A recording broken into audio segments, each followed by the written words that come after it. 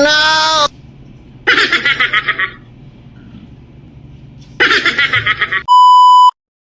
Hi mga mare, another mini vlog ni Mosby. Ilang araw na nga rin pala akong di nakakapaglapag ng video dito kasi nga nauubusan na talaga ako. Ang hirap din talagang mag-isip ng ilalagay na content sa araw-araw dahil nga siguro mga mare may trabaho din ang kumarin yung hilaw. Kaya kung mapapansin nyo nga dyan puro reels na lang ang ginagawa ko. Yung mga dating video na nalagay ko ginagawa ko ng mga reels para hindi ako mabokya. Pero dahil nga pinasok ko yung mundo ng vloggeris-kiris wala naman akong karapatan magreklamo sa inyo. Halos mag-iisang buwan na nga rin palang malamig dito sa South Korea kaya yung mga pinagbabawal na sakit naglabasan na naman. Sa mga nakakapansin nga pala dyan mga mare na kung bakit nga daw numinipis na naman ang aking katawang lupa, napakarami ko kasing iniisip ngayon. Mabilis lang naman magpapayat, magbawas ka lang ng kanin mo lalo na sa gabi mga mare. Kung kaya mong di magkanin ay nako talaga for the go mo na yun. Ang cute lang din pala ng outfitan ko for today's video o diba mukha akong malinis tingnan. Dati nga pala mga mare yung hindi ko pa pala pinasok yung mundo ng vloggeris-kiris nagpapakyut at nagsasayaw nga pala ako sa TikTok. Pero ngayon mga mare hindi na yata kaya ng katawang lupa ko na magsasayaw. Dahil nga sa sobrang lakas ng hangin at lamig dito sa South Korea malaking tulong nga pala para sa akin itong petroleum jelly na nilalagay ko sa aking labi. Bukod kasi sa hindi na nagbabalat, hindi na rin pala dry yung labi ko dyan kaya maganda nang mag-lipstick ngayon. Sa mga nagsasabi nga pala sa akin dyan na wala daw akong bilbil, shoutout sa inyo, nasa baba ko na. Yan talaga yung pinaka number 1 na pinoproblema ko maliban sa kumari kong hilaw. Ewan ko ba mga mare bakit kasi dyan pa nag-stay yan. Itong pasobre nga pala na nakita ko sa lamesa ng Chinese ko, hindi ko na nga rin pala natiis at tinanong ko na rin siya. Tinanong ko nga siya dyan mga mare kung saan niya bagay ito nabili dahil nga parang ako gold. Fast forward na nga rin pala to mga mare at eto nga pala may darating na naman na parcel ang kumari nyo. Sabi ko nga dyan mga mare sa sarili ko mag-iipon na ako, nagsisinungaling yata ang kumarin yung hilaw. Itong bubuksan ko nga pala mga mare nabudol lang pala ako sa TikTok dahil nga napakaraming reviews na napakaganda raw nitong gamitin. Sa kakatambay ko nga sa TikTok mga mare mukhang magiging pulubi na ako in real life. Sa kagustuhan ko nga kasing kumapal ang buhok ko dyan mga mare lahat yan itatry natin. Itong shampoo raw kasi makakatulong para maiwasan ang paglalagas ng buhok at makakatulong din to para kumapal ang hibla ng ating mga buhok. O diba hindi yan endorsement. Yun kasi yung nababasa kong mga reviews sakto mga mare tamang tama to para sa akin. Itong pangalawang plastic nga pala nabubuksan ko dyan pinabili lang din to sa akin syempre bida-bida tayo kailangan lahat alam natin kung ano yung laman. Moroccan hair serum nga rin pala tong binili namin sa TikTok at nabudol din kaming dalawa dahil nga sa kagustuhan namin kumapal ang aming mga buhok. Isa rin pala to sa makakatulong sa atin na mahinto yung paglalagas ng ating buhok lalo na pagkatapos nating maligo magsusuklay mga mare. Doon talaga ako laging kinakabahan pag nagsusuklay na. Sa sobrang dami nga rin pala ng reviews nito mga mare hindi na nga rin pala ako nagdalawang isip na hindi ko siya bilihin. Sana lang talaga mga mare mahiyang namin to para mas marami pa yung bumili nito. Hanggang dito na lang mga mare.